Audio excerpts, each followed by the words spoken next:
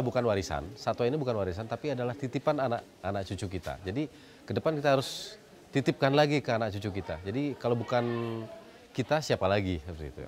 Oke. Marilah kita ikut menjaga kelestarian penyu tersebut. Ya mungkin di Indonesia hampir semua wilayah sekarang udah dinaikin penyu kayaknya. Cuma pemantauan belum begitu penuh.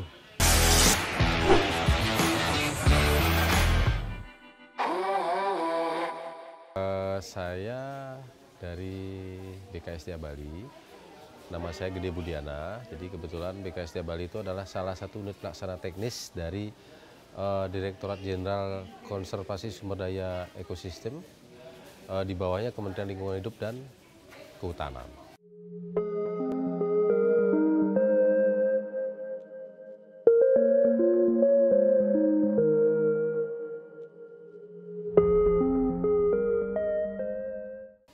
Ini merupakan salah satu tugas pokok dan fungsi saya sebagai pelaksana teknis di lapangan. Jadi salah satu fungsi saya adalah pengendali ekosistem hutan yang salah satunya ini untuk perlindungan satwa yang ada di luar habitatnya. Salah satu adalah pusat konservasi penyu yang ada di Serangan Bali ini. Seperti itu. Secara umum penangkaran ini sebenarnya sih penangkaran dan pusat konservasi juga kita sudah memadai semua di sini. Artinya secara teknis dan non teknis sudah kita bina sedemikian rupa sehingga menjadi seperti sekarang ini.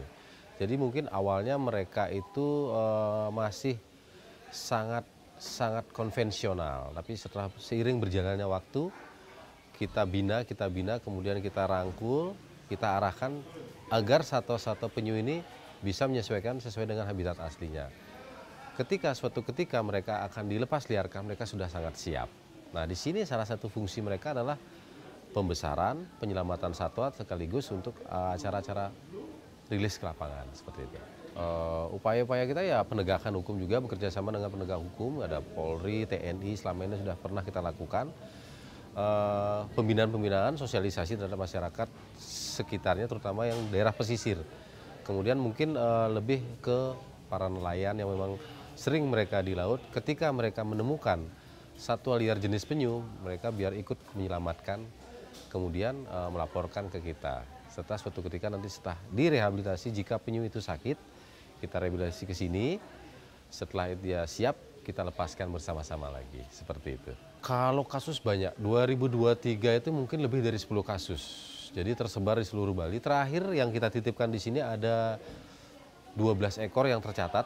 Itu hasil dari teman-teman Polairut di Karangasem.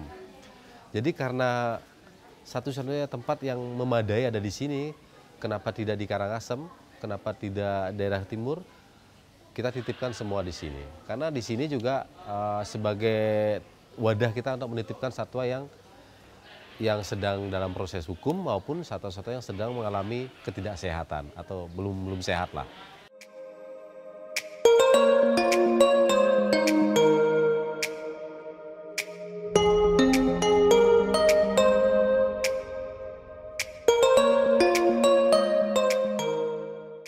Mungkin sedikit dari kami bahwa satwa ini kan satwa yang memang tergolong sangat langka dan terancam punah di dunia lah anggap. Mungkin kalau di Bali mungkin hampir sangat jarang penyu-penyu yang di Bali itu mendarat di perairan Bali. Kebanyakan penyu yang mendarat itu mungkin bermigrasi dari tempat lain. Jadi pesan kami bagaimana caranya agar satwa ini tetap eksis dan keberadaan mereka tetap terjaga karena mereka akan berpengaruh terhadap ekosistem yang ada di laut. Kemudian mungkin kalau misalkan mengurangi konsumsi penyu itu mungkin kita carikan pengganti substitusi lah, jangan penyu lah. Karena penyu itu secara filosofi kan sangat membantu keanekaragaman yang ada di daerah pelaut pada khususnya, dan mungkin untuk aset bangsa kita lah. Karena merupakan salah satu satwa liar yang sangat dilindungi oleh negara kita, seperti itu. Penyu ini adalah bukan warisan, satwa ini bukan warisan, tapi adalah titipan anak cucu kita. Jadi ke depan kita harus titipkan lagi ke anak cucu kita. Jadi kalau bukan kita, siapa lagi, seperti itu. Oke.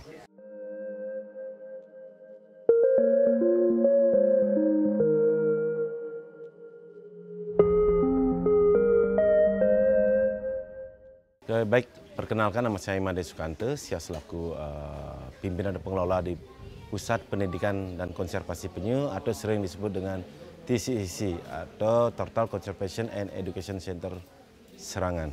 Ya. Kita lokasinya kebetulan kita ada di wilayah di Kelurahan Serangan atau Desa Adat Serangan, Kecamatan Denpasar Selatan, Bali. Ya, di sini kegiatan konservasi kita penyu melingkup beberapa kegiatan. Yang pertama ada istilah edukasi atau pendidikan kepada pengunjung, yaitu pengunjung dari anak sekolah, universitas atau umum.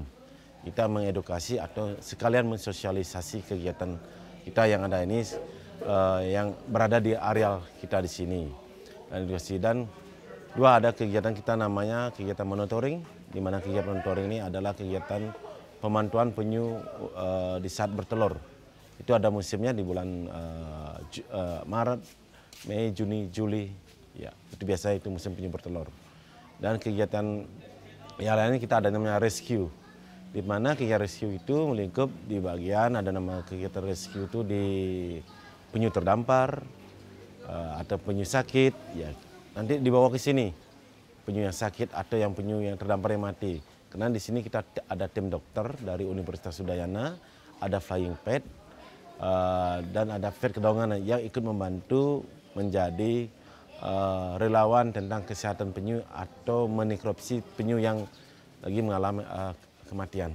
Dan juga kita menerima penyu sitaan dari hasil tangkapan dari pihak kepolisian yang dititipkan sementara di sini dilakukan tindakan pengecekan kesehatan gitu.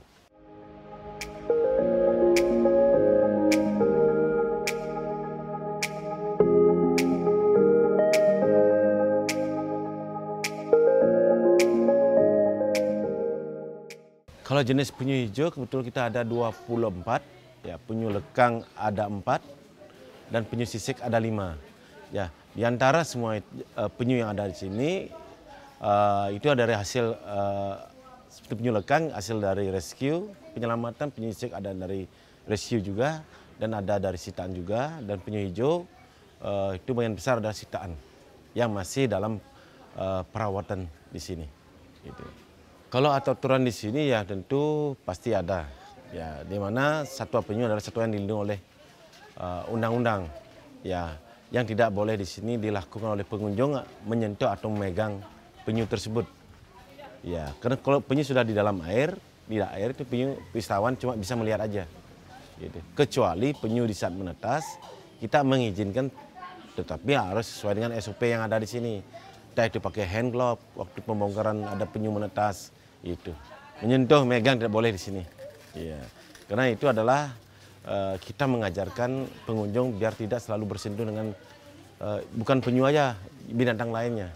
Ya, karena kita nggak tahu juga apakah penyu yang ada penyakit atau kita yang ada penyakit. Takutnya penyu yang sehat bisa jadi sakit kalau kita pegang terus, ataupun kita nggak tahu ada penyakit di penyu, ya, menular dan ke kita. Itu yang kita takutkan. Kalau pengunjung di sini ya kita bisa mengikuti kegiatan kita, ya.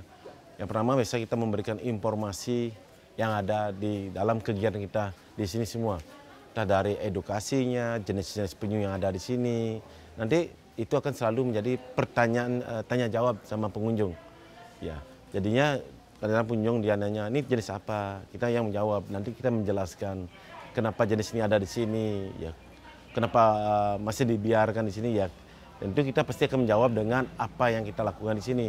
Karena ada berapa pengunjung bisa bertanya kadang, kok ini bulan lalu saya lihat penyu ini ada, kok lagi ada. Ya, karena itu adalah masih proses hukum, ya, masih di dalam proses. Jadinya tidak sembarang kita untuk melepaskan penyu sitaan. Itu sesuai dengan aturan yang ada. Gitu.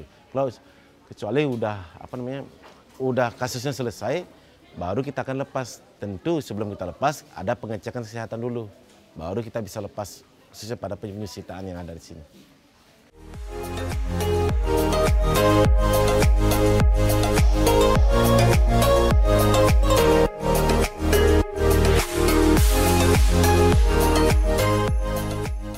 Kalau di sini kita tidak mengizinkan penyu bagi satwa yang dilindungi oleh undang-undang. Penyu memang tidak boleh dipelihara. Ya, itu udah jelas dari aturan undang-undang, udah jelas. Ya, dijual, dipelihara atau dikonsumsi itu tidak boleh. Ya, karena penyu adalah satwa purba yang masih ada saat ini.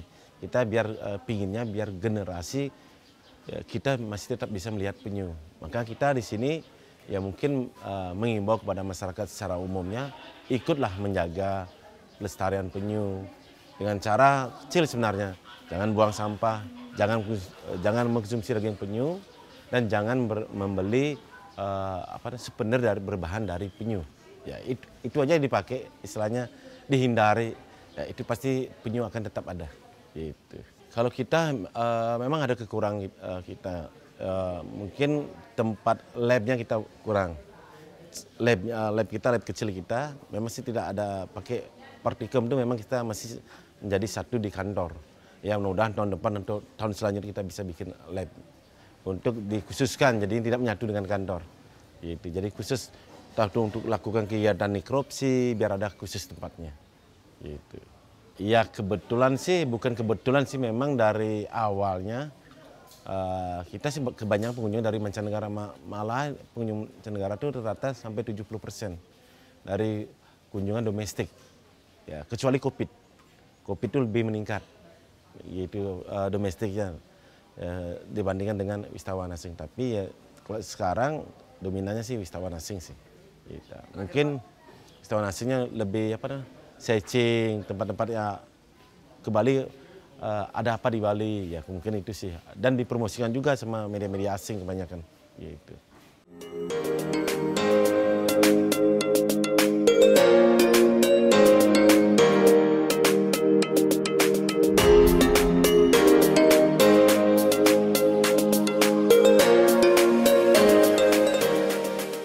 Pesan saya sedikit ini ya bagi masyarakat secara umumnya ya, kalau kita mau berkunjung ke tempat wisata edukasi khususnya kepada penyu ya, satu jangan menyentuh atau memegang penyu tersebut ya, karena itu bisa berdampak negatif kepada diri kita, kepada satwa tersebut. Dan yang kedua ya, marilah kita ikut menjaga kelestarian penyu tersebut. Ya mungkin di Indonesia hampir semua wilayah sekarang udah dinaikin penyu kayaknya. Cuma pemantauan belum begitu penuh. Ya kalau kita lihat di Bali sih, hampir semua wilayah Bali daerah pesisir sudah dinaikin penyu. Kecuali satu kabupaten Bangli, karena tidak memiliki pantai. Tapi semua kabupaten di Bali khususnya sudah dimampiri oleh penyu untuk bertelur. Gitu.